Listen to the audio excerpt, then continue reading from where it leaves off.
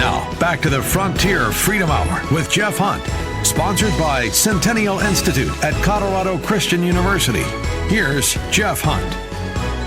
Friends, we're talking with McKay Coppins, staff writer of The Atlantic and author of Romney, A Reckoning, out now on Amazon and available at his website too, McKayCoppins.com. I think I originally said that, but I think the website, is it a little different? Is it McKay? It's McKay Alden Coppins. McKay Alden Coppins. Yeah. There you go. So I want to get that right. McKayAldenCoppins.com, his own website there. So his latest book out, by the way, I think it premiered number 3 New York Times bestseller list. It did. We just got the news. Congratulations. That's huge. That's huge. Thank you. So, unfortunately, beat out by Britney Spears. I couldn't beat the Britney Spears memoir. And Justin Timberlake too, and all that drama there.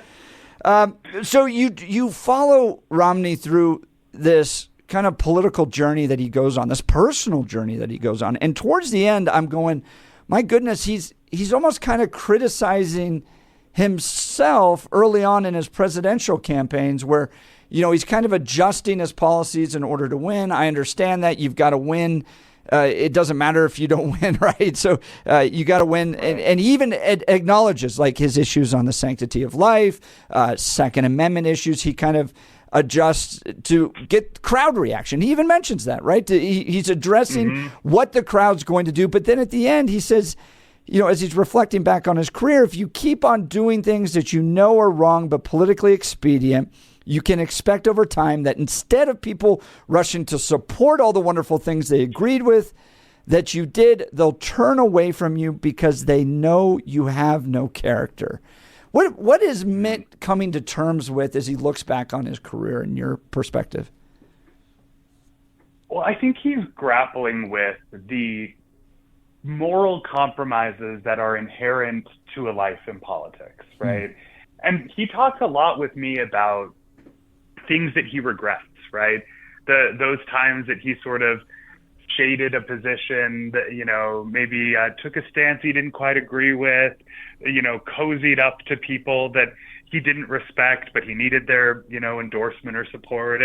And look, it probably won't come as a shock to you or any of your listeners that politics can be an unseemly business, but I think that the thing that drew me to Romney as a subject is that he is actively wrestling with that now, and did so in front of me on the record for 2 years of interviews.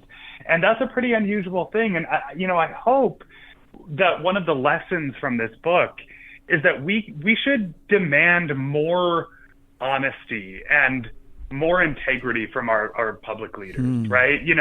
I think that we have sometimes internalized a sort of cynicism about politics where we say, well, they're all sharks or they're all rats, choose your animal of choice. But none of them are good people. So we just vote for the ones that we agree with the most. And I get that, but I actually think that we should expect a certain level of personal decency and integrity from our elected officials. And, Mitt Romney admits that he hasn't always lived up to his highest ideals, but he's trying to now. And I think that, that the goal should be to get people before they're at the end of their careers to reckon with those compromises and try to be better. The nature of statesmanship. Absolutely. One part of your book that I particularly admired, because I think it kind of encapsulates what happened to me reading this book. Towards the end, you write, in our 2 years of interviews, Romney's efforts to process his party evolution and his own were halting and messy. He'd seem to confess complicity in one meeting and then walk it back in the next.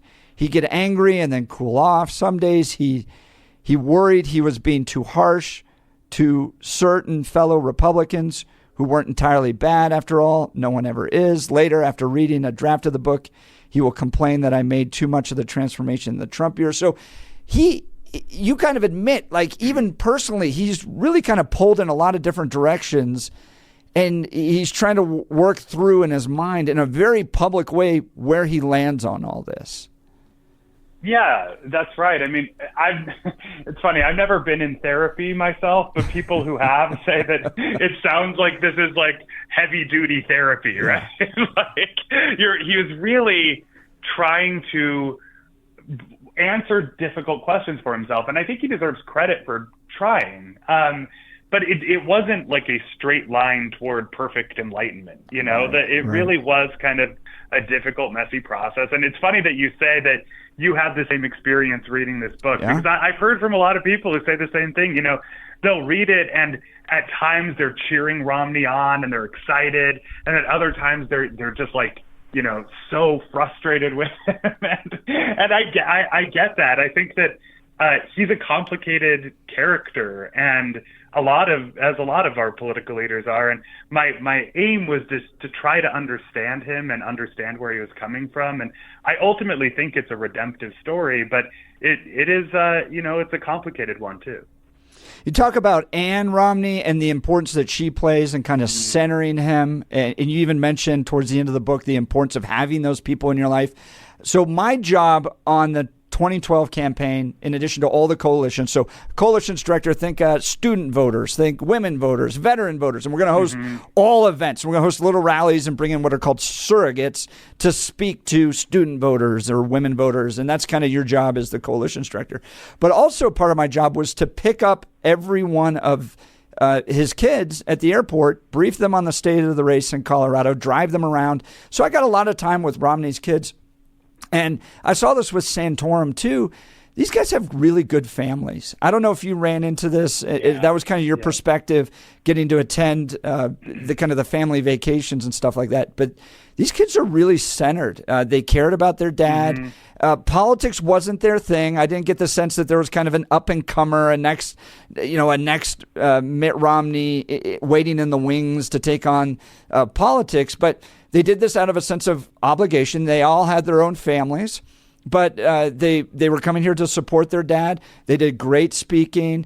They were accessible. None of them were arrogant. I never got that sense from any of his boys that they were, too good for anybody else. They were very down to earth. What was your perspective on the family as you got to know them?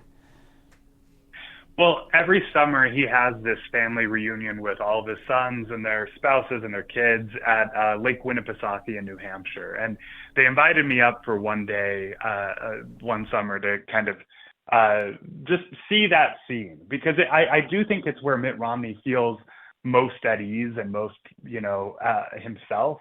And it's interesting, I've profiled a lot of powerful people as a journalist, spent time interviewing presidential candidates and senators and CEOs. And I have to say, like, a lot of them reached the point in their life and career that Mitt Romney's in now, where they've had big careers and they've made a lot of money and they're famous, and they get into their 60s or 70s and they look around and they realize that, their marriage isn't so good, right? Or they're estranged from their kids.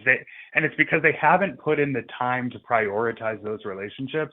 And one thing that became very clear to me as I reported this book and spent time with his family is that he has put in that time, right? He has always prioritized his marriage to Ann. Ann is the most important person in his life.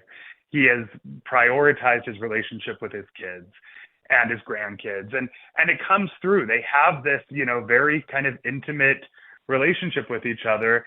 And what he told me is that, when I look back on my life, I'm not really at the end, I'm not really going to be thinking about the political wins and losses. I'm going to be thinking about my relationship with my wife and my kids and my relationship with God. And I think that he for all of his other faults, he has clearly prioritized that, and it comes through. Yeah, you get a good sense of his spiritual background, too. And I want to commend you on this as someone who, I'm an evangelical.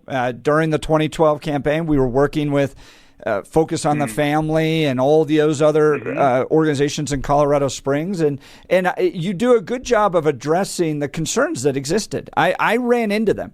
About the evangelical LDS differences, the theological differences, and how evangelicals were working to kind of get through that. So I thought you treated that well. You have an LDS background yourself, and you even mentioned that you were kind of the LDS reporter in 2012, and even Mitt was a little suspicious of you, but he grew to kind of support you later. But I felt like you did a good job of that. But but you get a good sense of Mitt's spiritual background, everything from the car accident that took place, his mission in France, that experience that had on him, all the way to kind of his development of his younger family, how he met Anne, the growth of the kids when they were younger. He really has prioritized his family, and I saw it on the campaign. They really do like him. We're talking with McKay Coppins, staff writer for The Atlantic and author of Romney, A Reckoning, out now on Amazon. When we come back from this commercial break, I want to get to the elephant in the room, which is Mitt Romney and Donald Trump. Mitt has a lot to say in his book about his feelings about Donald Trump and the 2020 election, 2016-20, and now what's going to be the 2024 election. And so we're talking with the author that has spent time with Mitt Romney, diving into all these issues. You're not going to want to miss this when we come back. Friends, this show is sponsored by the Centennial Institute at Colorado Christian University. You got to check out CCU, one of the most conservative schools in America, one of the top 10 most conservative schools in America. Go to ccu.edu with all the craziness. And we've been saying it for years, all the craziness happening on college campuses around the world. CCU is a bastion of clarity of thought, a commitment of principle, and strong values. So go to ccu.edu to be a part of the work that's happening at Colorado Christian University.